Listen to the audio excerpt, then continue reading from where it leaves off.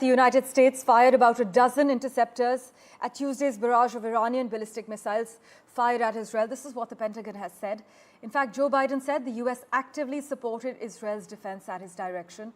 He said he spent the entire morning in the Situation Room at the White House for handling serious national security issues. But the Israeli military said about 180 missiles were fired at Israel, most of which were intercepted. Well, for further clarity, we have with us Iran analyst Reza Khanzadeh joining us, who's also a Middle East expert. Thanks so much, Reza, for making time for us as always. At this point, is it undeniable that allies of Israel in Washington are advocating for a muscular response to the attacks and that the strike will serve to raise, not lower, the temperature in the Middle East as fears of a wider regional war mount? Thanks for having me. Yeah, I think your assessment is accurate. There are plenty of players and actors within Washington, D.C. that want to see an escalation between Israel and Iran. The amount of individuals or parties, if you will, that would rather see diplomacy play out and would rather see de-escalation play out, fare quite a same number, but they don't have the strength as their counterparts in DC does.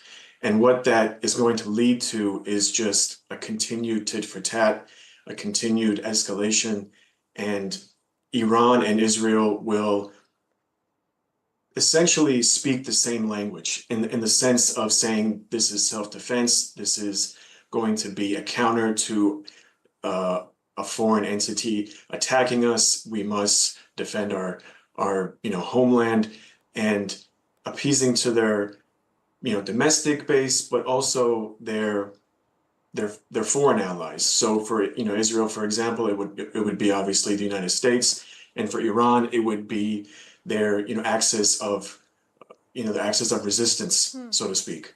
But for the time being, and there's still a lot unknown, but for the time being, it does look like this is going to escalate to a much more severe tit for tat between the two countries, and it could draw in other regional actors as well.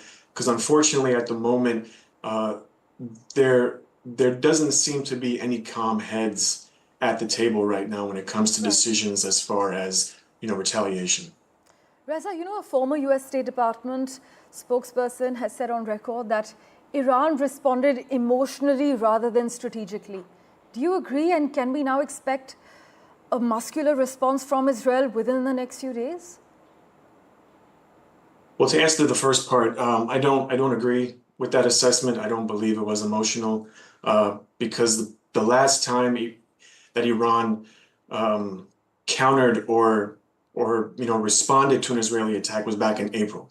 So that was months ago, and since then there's been breaches of Iran's national security by Israel and other actors as well, and Iran has not retaliated for the sole purpose because they know that this is going to escalate fairly quickly, especially with Israel's Prime Minister Netanyahu essentially wanting this escalation. Yes. For years, if not decades, Netanyahu has been trying to trick Iran into a more direct and, if not regional war, and also wanting to draw in the United States.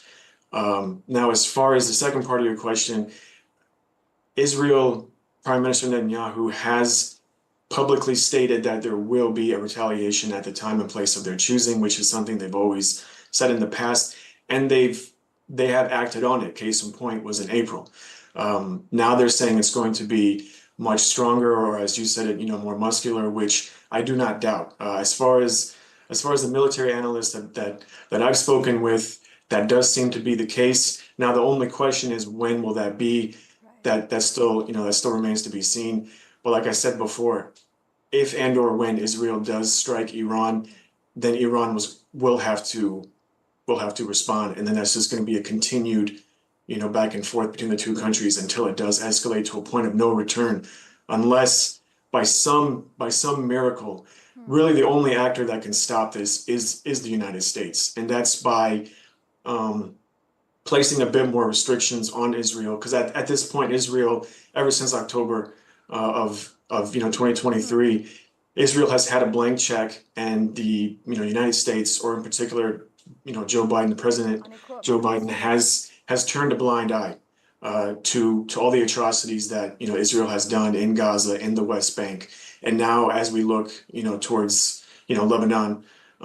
So really, it's up to the United States, Washington D.C., and unfortunately, they're not going to do anything because they're in the middle of a presidential election season. But it is and factoring as a they huge don't. topic. In fact, even at the vice presidential debate, the opening topic was the Middle East. Meanwhile, analysts are warning that for Israel, this could be an opportunity to hit Iran in ways that it was never able to until now. But thank you so much, Reza, as always, for making time for us and joining us with your views.